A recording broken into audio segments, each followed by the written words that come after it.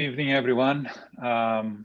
Today we have a special day because, as most of you know, we finished the Spirits book last week for the 5th or 6th time, and we are going to start it again. But before we start, like we did last time, we're going to start with a presentation of the Spirits book.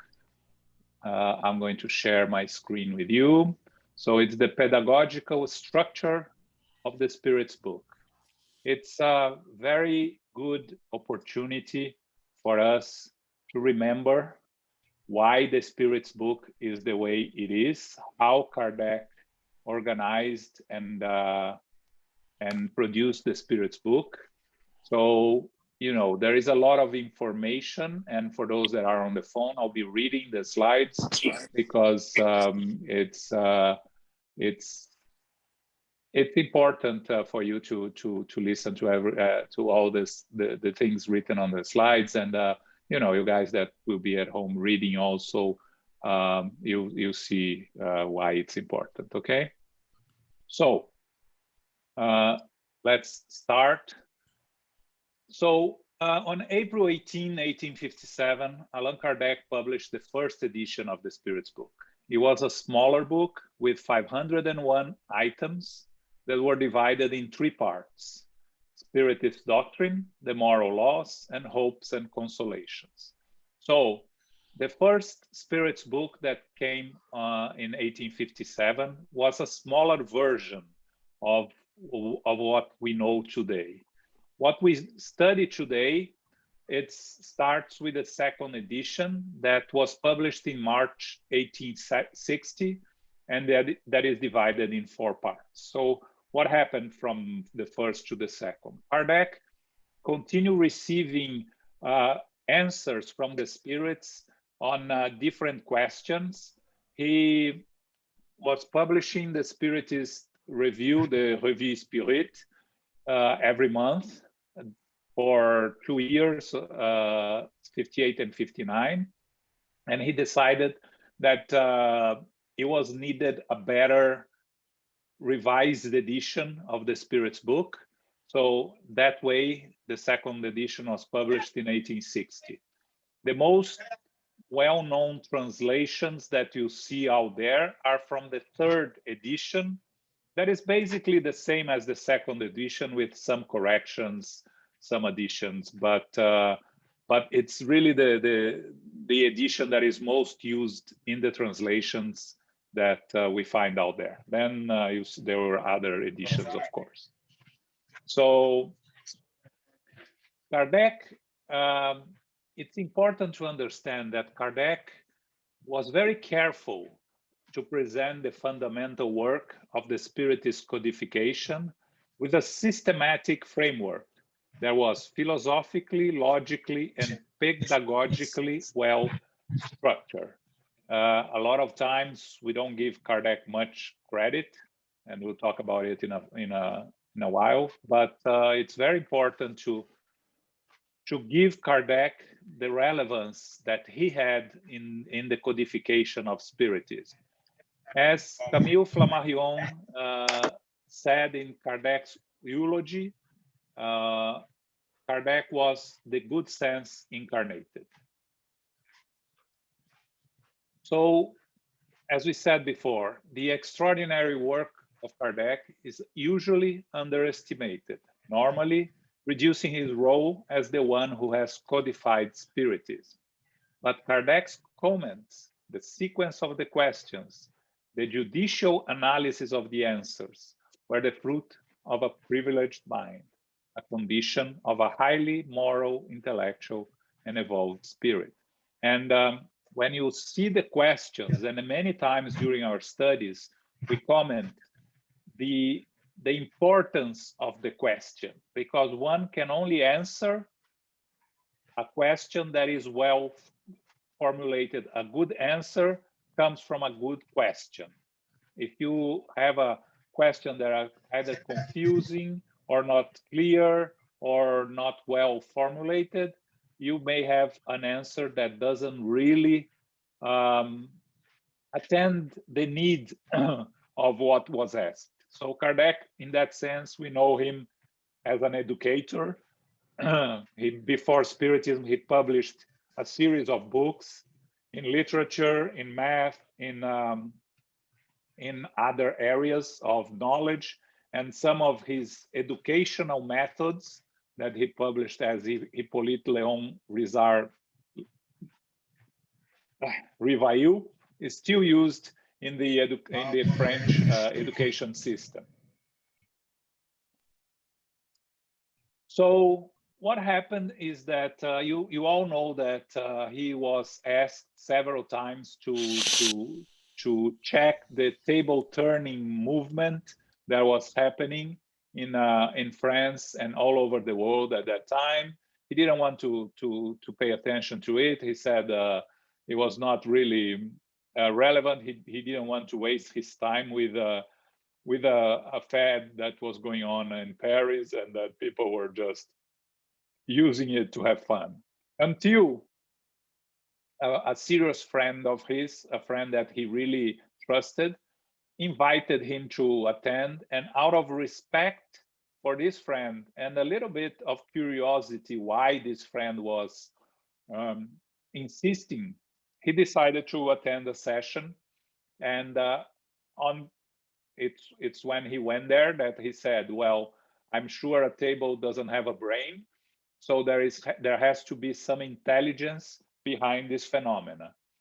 And he continued studying it. And finally, yeah, Luis, I knew the friend, but now the name escaped me. So I'll let you know later. Yeah, no, I don't remember now. So a series of some friends of his, that the names you see here: Friedrich Tiedemann, who was a professor of physiology and anatomy at the Heidelberg in Germany; René Taillandier, who was one of his students and a member of the French Academy; Victorien Sardou, who was a playwright and a pictographic medium; and Camille Flammarion, a scientist and astrophysicist, the one that I said spoke at his eulogy, and you can find it on the book What is Spiritism, the eulogy that he said about Kardec. And they asked Kardec at that time, Rivail, to analyze and to organize over 50 notebooks of communications received by the mediums. Because why they asked him? Well, first, he was used to that. He was an educator, so he was very good he was a very organized person and a very methodical person. So they had all these notebooks with a lot of questions, answers, information, and they wanted someone to put those in order. And when Kardec started to do that was when he decided that it was important to publish a book based on all these questions and answers. So he realizes that to prepare a complete body of knowledge, it was necessary to methodically prepare questions that would be addressed to spirits every week. So he started coming with questions himself that he would address to spirits at every meeting that he went every week in the house of especially in the house that the two sisters that were mediums, the young sisters, that I also forgot the name, Luis.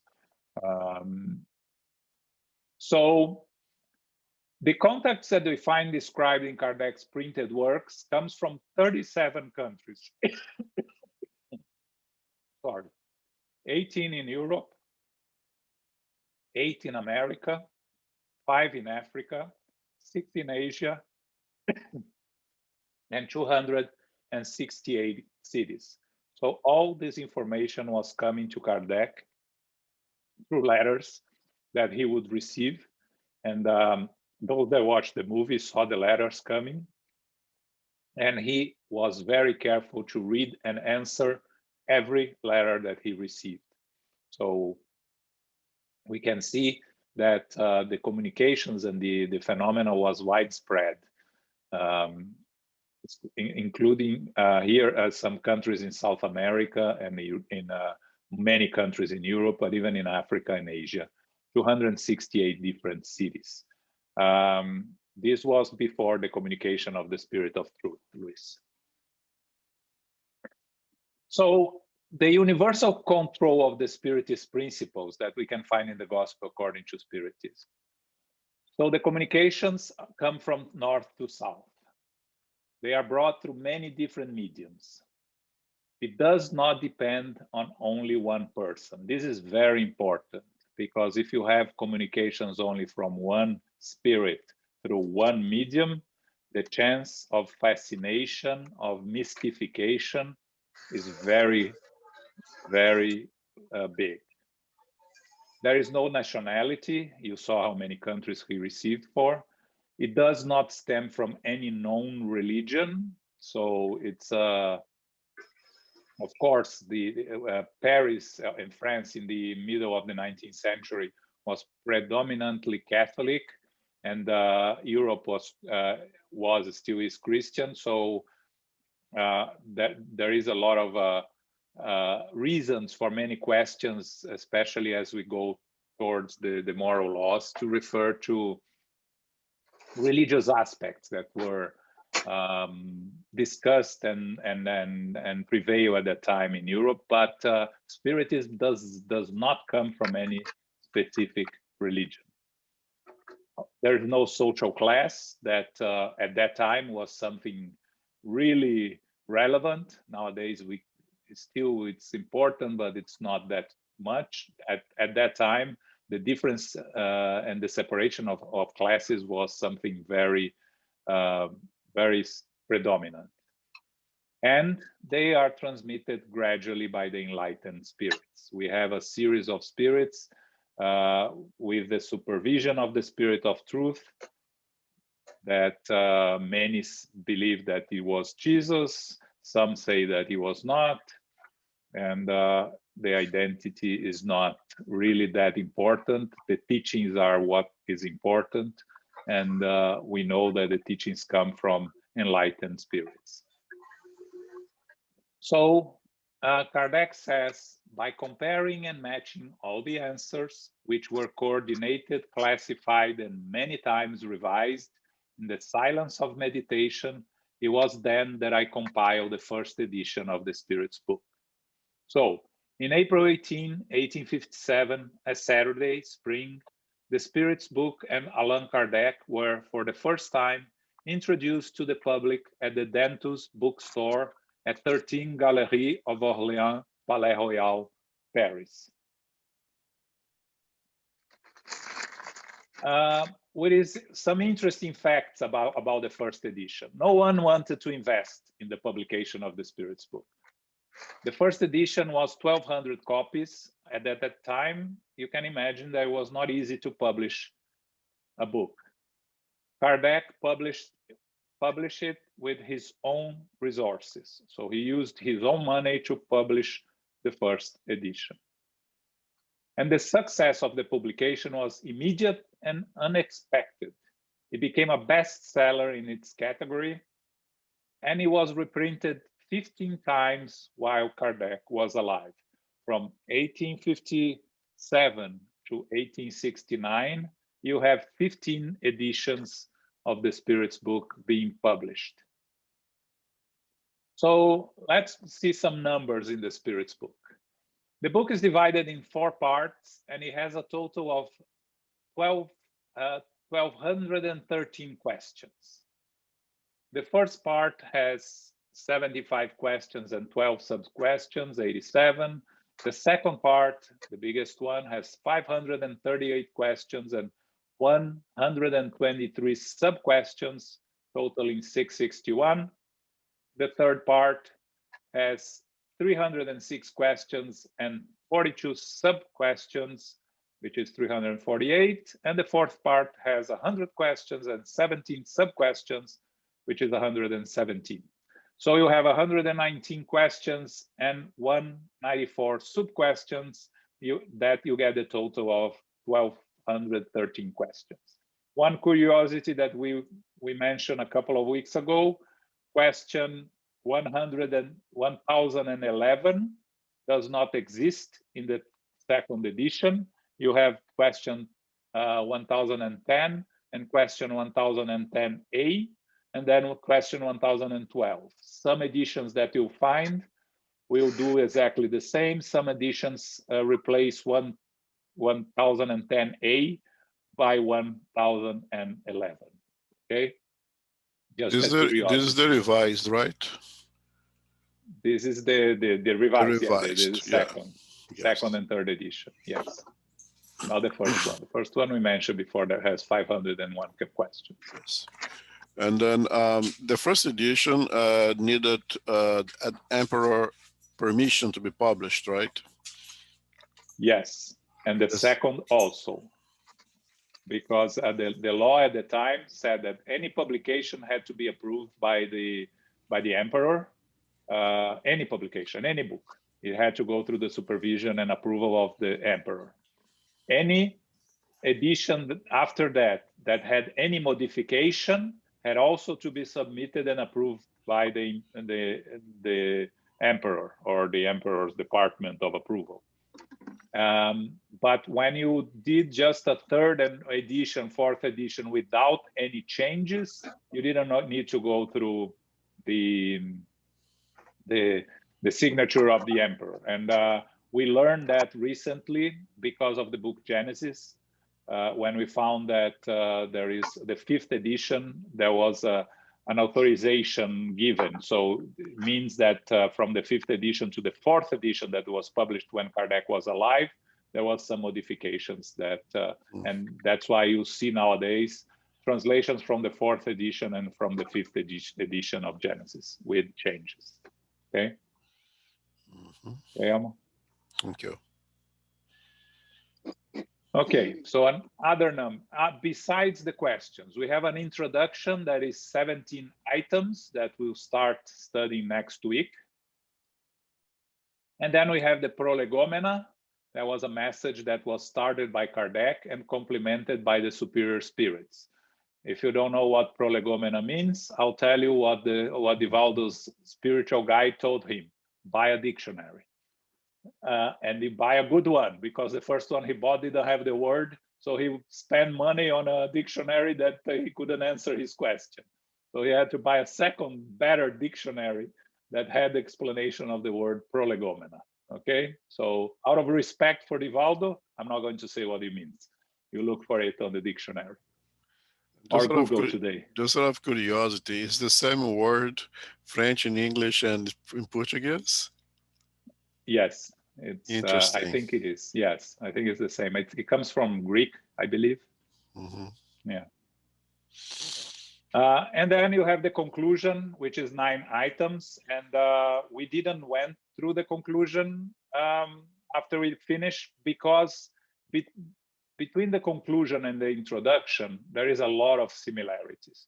So to go to a very long conclusion and a very long introduction, half of you would not be present and will give up on the study. So we want to keep you coming. So we are going to, but the introduction is very important. So we are going to go through it. It's long. It's going to take us some weeks to go through it, but it's very important. Some definitions that are basic in Spiritism comes in the introduction, the definition of soul and others. Okay, so we are going to go through it. So other interesting facts. The longest question, 394, is a question where Kardec asks the spirits, how is happiness and unhappiness in more evolved worlds? So you see Kardec going very long explanation what he wants to do in the question. The shortest question, 1, and everybody should know it by heart, what is God? And not who is God, but what is God? Okay, and we'll come back to that. The longest answer we studied like 3 weeks ago is 1009, is the one that have answers from St. Louis, from Fenelon, from not Fenelon, Lamennais, from Plato, from Paul the Apostle, and forgetting someone else. So it's a very long long answer that takes several pages. And the shortest answer, 625, Jesus or see Jesus. The question is, who is the model that God sent to us as an example to earth? And the answer, Jesus. Okay. So why the Spirit's book is so important? Because it reaches into different areas of human sciences. It goes through philosophies. It suggests the meditation about God's existence, the formation of the universe, the origin of things, and so many other transcendental questions. It goes through economics. You have the law of work, the law of society, the law of equality, and other laws, economic laws. Biology, you find embryology, evolution, gene inheritance, and you see the questions there for those that don't believe. Questions 344 to 360 and 586 to 613. So Spiritism leads human intelligence to reason about the existence of God. And that's very important, to reason about the existence of God, not to believe because someone told you, or not believe because it doesn't make sense. Reason. So, why the book was divided in 4 parts? How should we understand the order given to the chapters in each one of these parts? And pedagogically speaking, how can we group the moral laws established in the 3rd part? So these are questions that we are going to answer through this presentation. Why the book was divided in 4 parts? How should we understand the order given to the chapters on each one of these parts? And how can we group the moral laws and why they were grouped like that, more pedagogically speaking?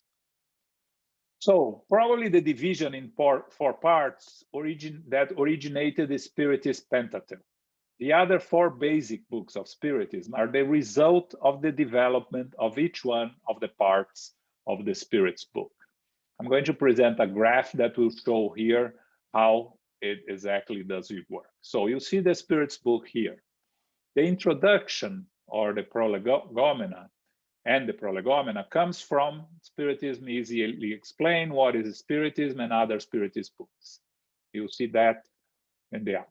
But the 3 basic questions that humanity has been dealing since we became aware of ourselves is, who am I, where do I come from, and where do I go after this life?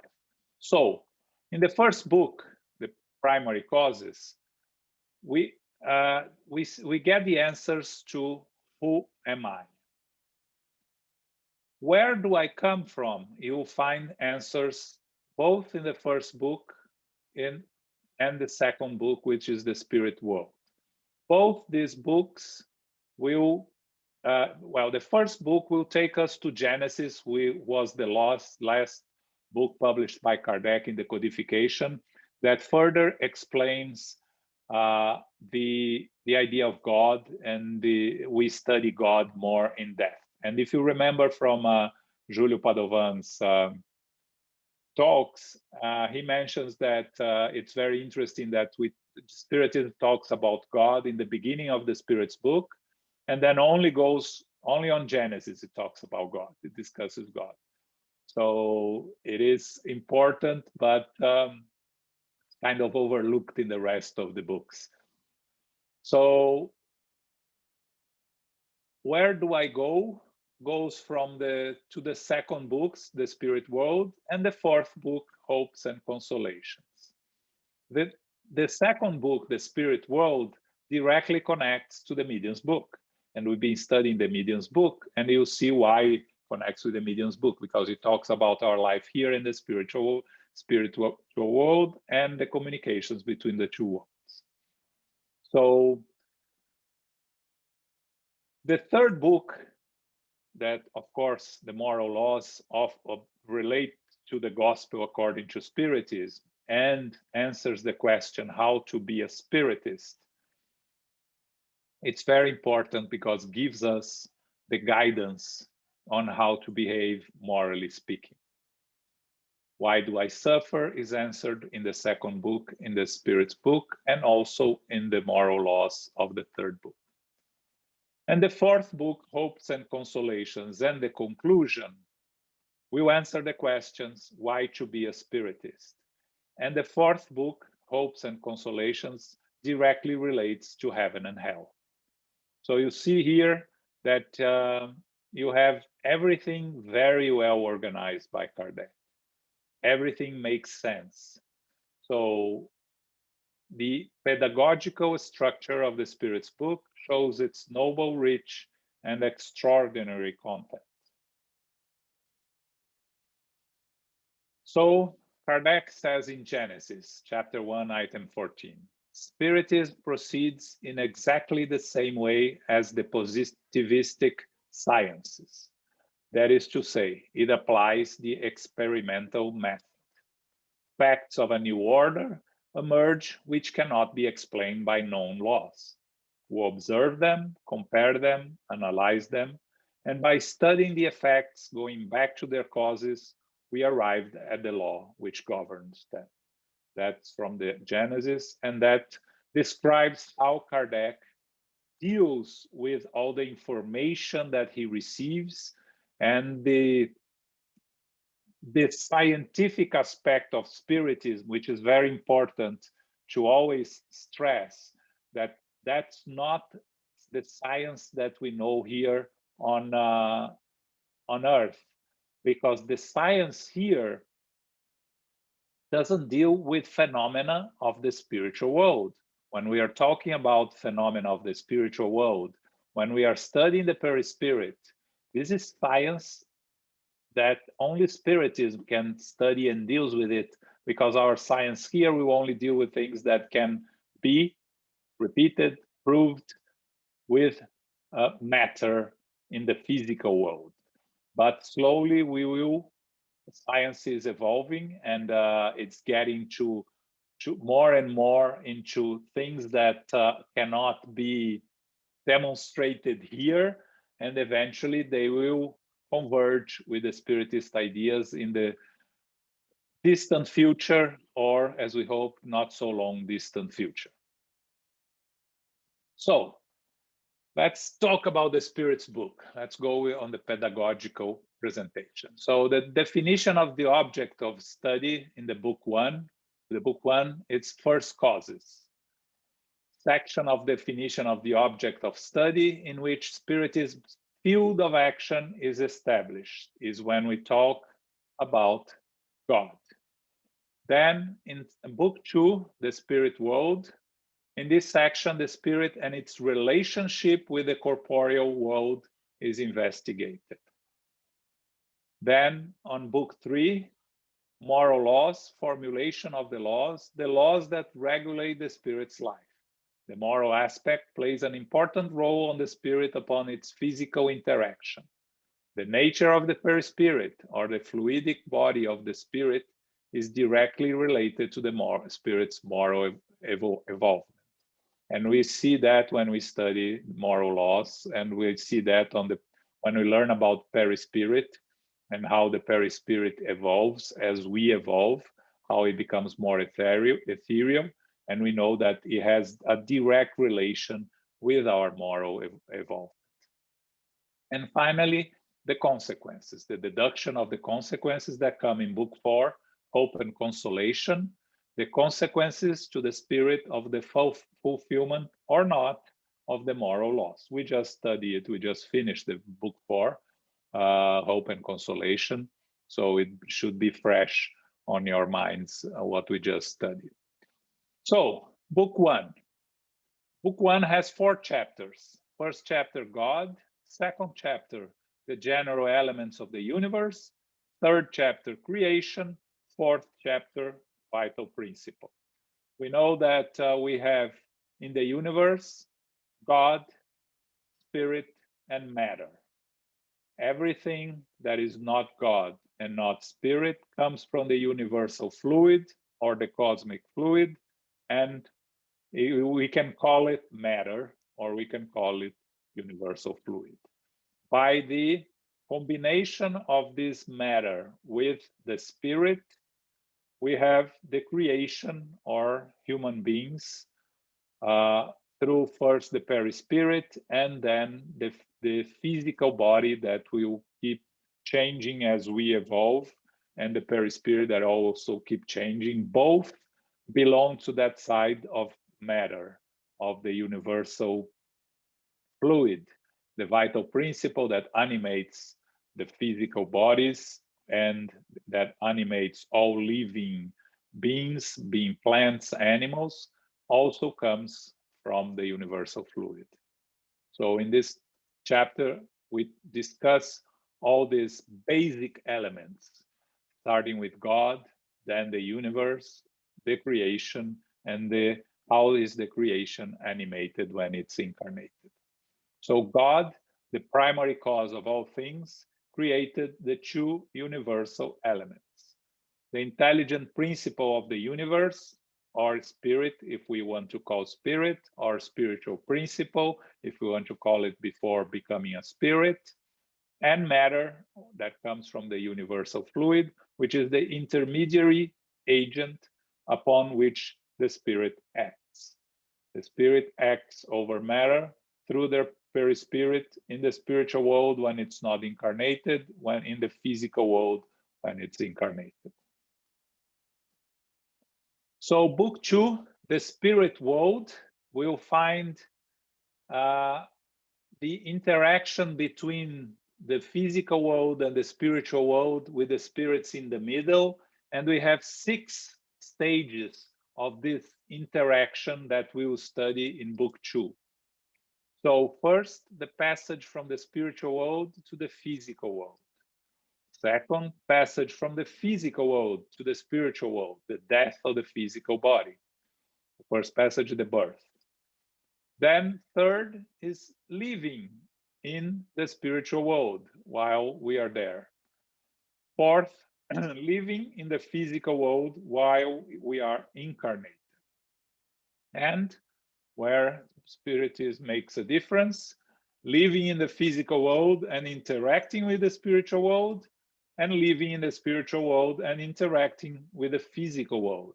So book 2 covers all these aspects through these different chapters, and we'll see all the chapters that discusses all of this. But you can see how Kardec organized everything so perfectly, right?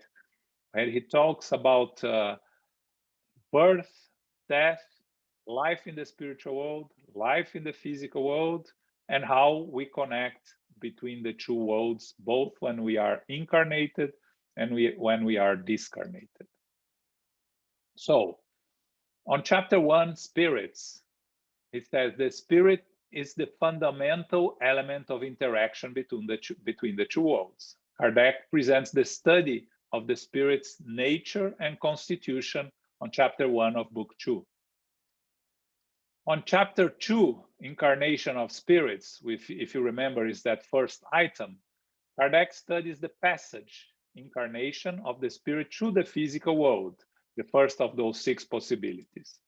The action of the spirit upon the body formation since the fecundation is also discussed and studied on chapter 2 of book 2. Chapter 3, return to the spirit world. The investigation of the inverse process, the discarnation, the second of the 6 possibilities. It investigates the process of death, discarnation, and the return to the spirit life.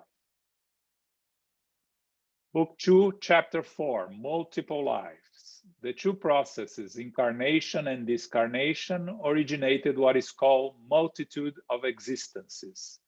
Kardec formulates one of the most important natural laws, the law of reincarnation, the possibility the spirit has of returning many times to the physical world. And why is one of the most important natural laws in Spiritism? Because without reincarnation, the castle falls, destroys. Reincarnation is the basis of the study of Spiritism and the belief in Spiritism. I normally say this, and I like always to repeat, 30% of Americans believe in reincarnation. Actually, I have to look for an update on this number, but that was the last I saw. And 29.9% have no idea how it works. Spiritism explains exactly why and how it works. And you won't find anywhere else, as far as I know, a description so precise and so well structured that we find in Spiritism. So chapter 5 is considerations of multiple lives, and I love this this little picture there, right? Reincarnation is one of Spiritism's basic principles. Therefore, it was necessary to present its postulates. So Kardec spends the whole chapter, it's a long chapter, talking about the considerations on multiple lives. He demonstrates that the principle of reincarnation can be found in the holy writs of the Old and New Testament, in the rational analysis, and in the facts. So again, Spiritism did not create reincarnation. Spiritism, reincarnation and beliefs in reincarnation existed forever. Sometimes it was called resurrection. And actually, I went over the differences between resurrection and incarnation and the similarities last week or a couple of weeks ago when we were studying the Spirits book. And I actually spoke about the Muslims believing in resurrection because they believe that the soul is the one that dies and needs resurrection, not the physical body. The soul may be incarnated on a physical body, but dead. So the soul needs to find Allah to resuscitate. So you see that it's interesting definition on the Muslim beliefs.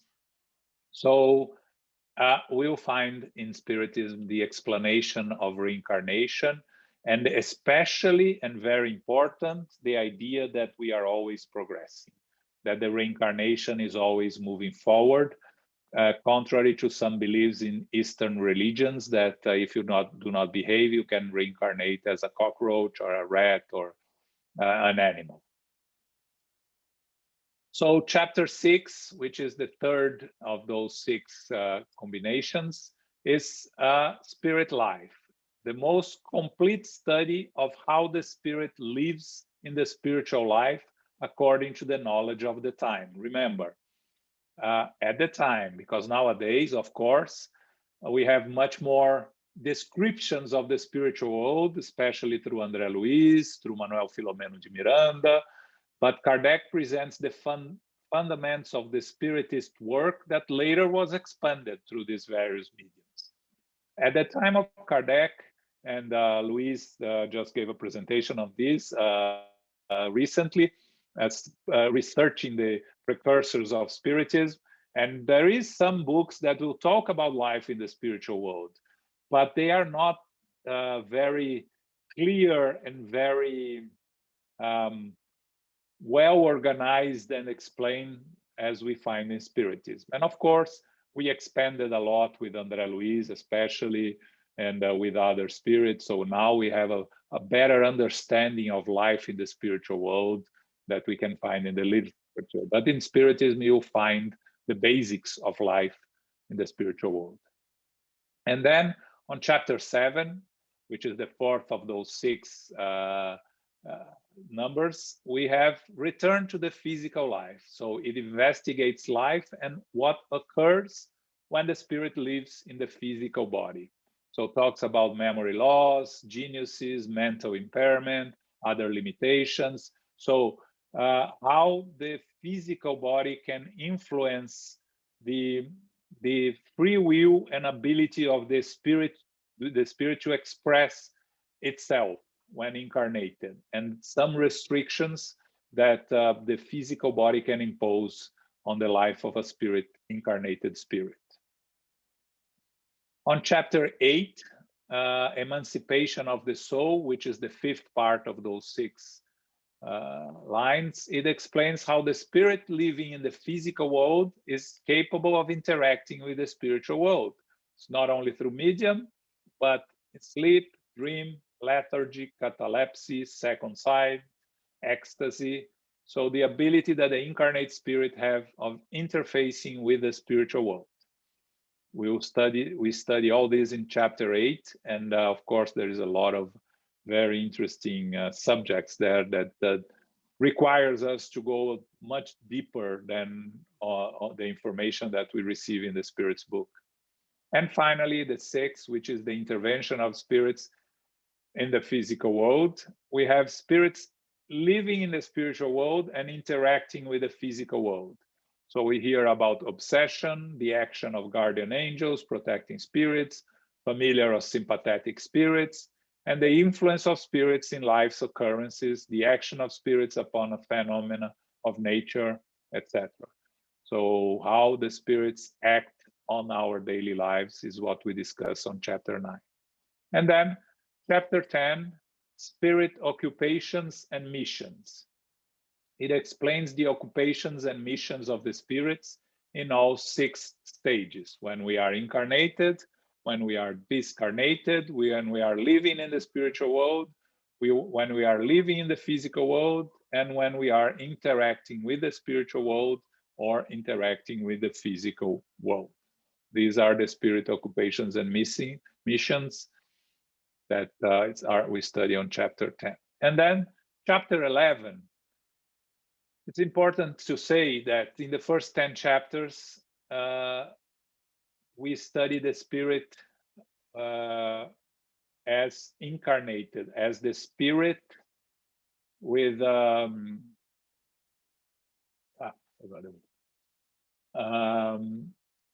but in the chapter 11, Kardec talks about the spirit with lowercase, uppercase, with lowercase, in which it studies the evolution of the spirit intelligent principle in the 3 kingdoms of the creation: mineral, vegetable, and animal. We know that nowadays we have a different classification of the kingdoms. We discussed this several times, but at the time of Kardec, it was 3 kingdoms, and the study of the spiritual principle, because in Spiritism we say that before we reach the level of being an individual spirit, we go through the 3 phases as an intelligent principle. The individuality is reached in the animal phase, but the spirit with uppercase S, we only reach when we have our first incarnation in anywhere we incarnate, okay? So that's discussed on chapter 11. So book 3 talks about moral laws. What is law? What are the laws? And how to practice the laws. The moral laws are the laws that indicate what the individuals should and shouldn't do. So the moral laws, what they do is they establish individuals' duties to God, to oneself, and to others. So the law of justice, first with God, and then the law of love, the individual to oneself and to others, and the law of charity, which is the individual towards others. So we go through all these studies of all these laws in the chapter Moral Laws. So what is natural law? That's what we are discussing here on chapter 1, divine or natural law, in the 3rd part, which is the moral laws. So we can divide these moral laws in 3 groups. The first group that relates to God, we have the law of worship and the law of labor. And the second group that relates to ourselves, we have the law of reproduction, the law of preservation, and the law of destruction. In the third group that relates to others, you have the law of society, the law of progress, and the law of freedom. And finally, we have in the 4th group by themselves, by itself, a reunion of all 3 other areas in the law of justice, love, and charity that combines all of them. So the first group, law of worship and law of labor. The first two laws establish the individual's duties towards God. Through worship, lifting one's thoughts to God, and through work, any useful occupation, the individual approaches God. Approaches God in the sense that we turn ourselves towards God when we are worshiping, when we are doing useful work. And here it's important. Any useful occupation is work. Doesn't have to be an occupation that we are remunerated for. So these two laws discuss how we connect with God. And just a reminder that I read somewhere that I like very much, that they say that there are 1,000 veils between us and God. There is no veil between God and us. So God is inside of each one of us, and we are the ones that have to connect to God through our actions and through our thoughts. And the second part, the one that relates to the second group, that one to relates to oneself, we have the law of reproduction, preservation, and destruction. So the individual's duties towards oneself are established in these three above laws. Through reproduction, the individual gives origin to corporeal life on earth. One's first duties towards oneself is that of assuring life's continuation in the physical realm, since life on the planet is indispensable to the progress of spirits. We want to take care of Mother Earth so we can come back to this place in a future incarnation and find it better than when we left in our last incarnation. So one has to maintain one's own life through preservation. And from preservation results in a certain way destruction, because destruction is also necessary to the evolution. And it's discussed when we study law of destruction, that sometimes it's very difficult to understand the need for destruction, especially the consequences for those that cause the destruction. But destruction is a law of progress also, and is necessary. The third group is the group that relates from us to others, the law of society, of progress, of equality, and law of freedom. The individual's duties towards others are established in the above laws. From life in society, where we can learn fraternity, it results progress. We are only progressing when we are working together with others. And through progress, we aim to reach equality and liberty, which are natural consequences of the accomplished social progress. You can see through the evolution and through history that nowadays we have more equality and liberty than we had anywhere in time. Of course, you can say, but we have so much inequality and so much lack of freedom in a lot of places. Yes, but it was worse before. So we are evolving. But what we see around us is our need to continue working, to continue evolving, to continue making this planet a better planet as we go through the world of leaving the world of trials and atonements and entering into a world of regeneration. And finally, the law of justice, love, and charity is the 10th moral law that includes all the others. God, through love, created a human being, and in order to live well with others, he must practice charity. The division of God's law in 10 parts comes from Moses and covers all the circumstances of life, which is the essential point. The last law is the most important because it includes all the others. This we'll find on the Spirit's book, question 648. Okay, so Kardec had a reason to divide it in 10 moral laws. Comes from Moses. So when Kardec talks about charity, he states, to love our neighbor is to do to him or her all the good in our power, all that we wish might be done for ourselves. It is the most complete expression of charity because it contains all individuals' duties towards others.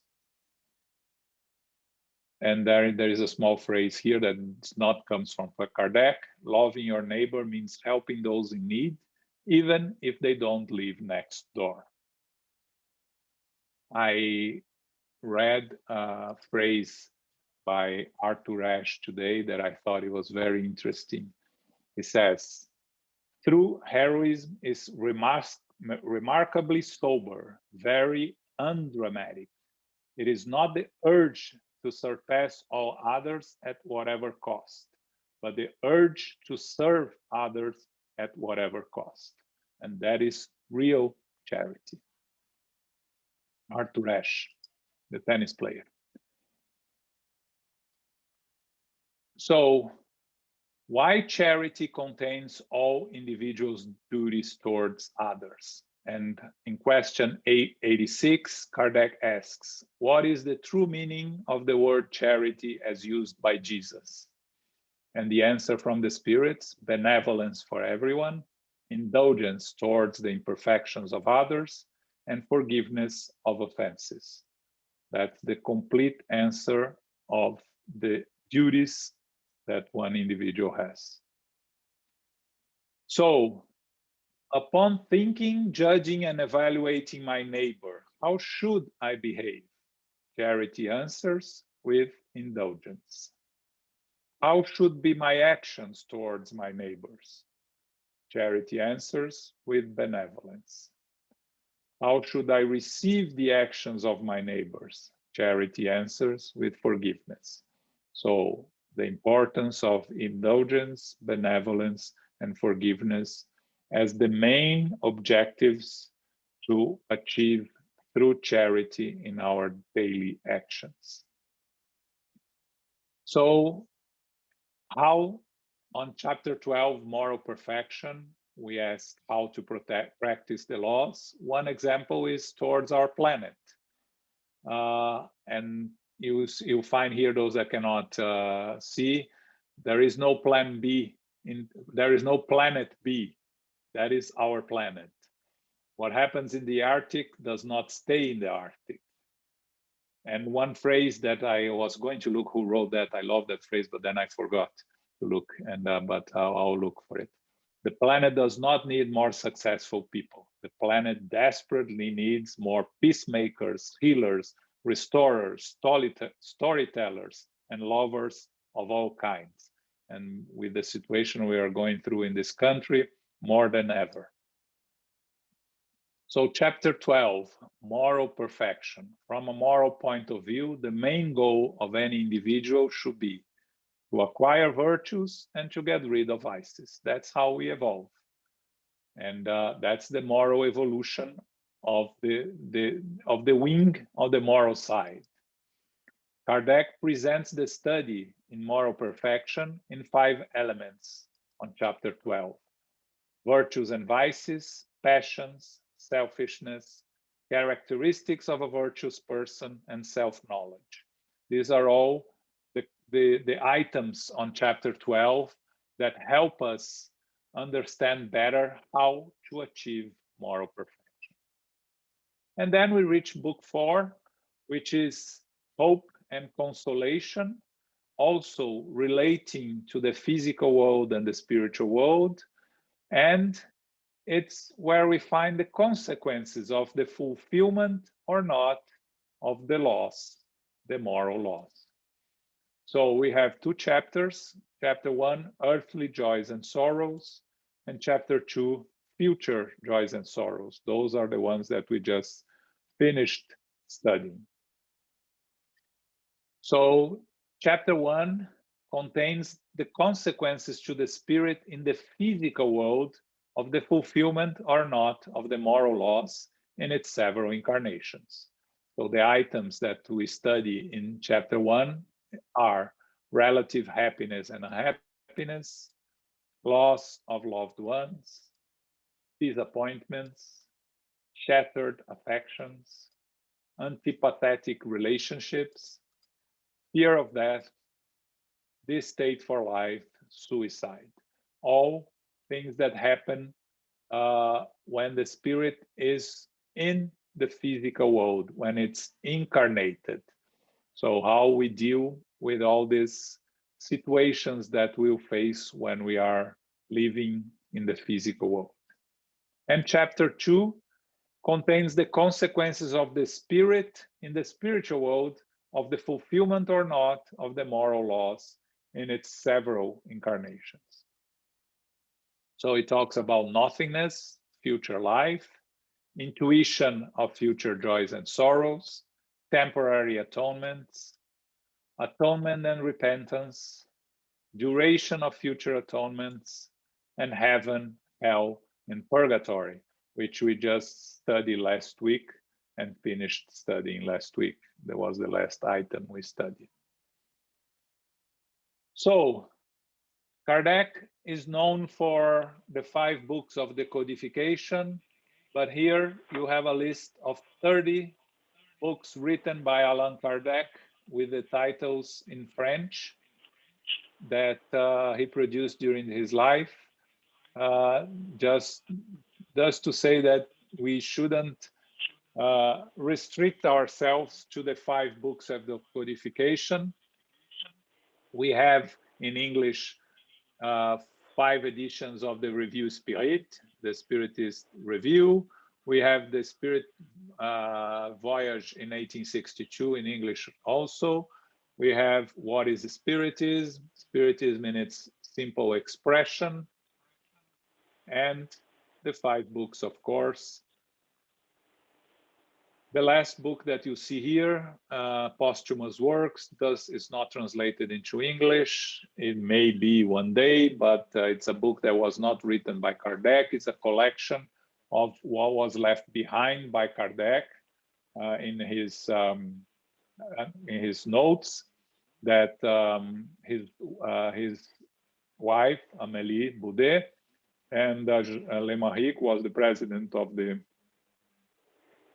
the Spiritist Federation after Kardec, compiled and published. So what you'll find there a lot of information. There are thoughts of Kardec, there are opinions of Kardec, so you cannot take everything that you find there as the law of Spiritism or anything like that. Like the Spiritist reviews, when you read them, you see it's a lot of studies and comments by Kardec on letters he received and things like that. But with this study and seeing everything that Kardec has produced, this monumental work that is the Spirit's book, that we will continue studying, because one of the basic obligations of a Spiritist center is to study the Spirit's book on a constant basis. And that's why since the opening of SGNY in 2001, we have been studying the Spirit's book every Thursday at 6:30 p.m. without interruptions. And as I said in the beginning, we started we did it for 5 or 6 times. I was speculating with Elmo. I don't really remember. I believe we did 6 times and this is the 7th, but I'm not sure. And one thing that is very important, and I know Elmo can agree with me 100%, every time you study the Spirit's book, you find something new. Every week when I'm preparing myself for the classes, studying questions, I always find something that I haven't noticed before.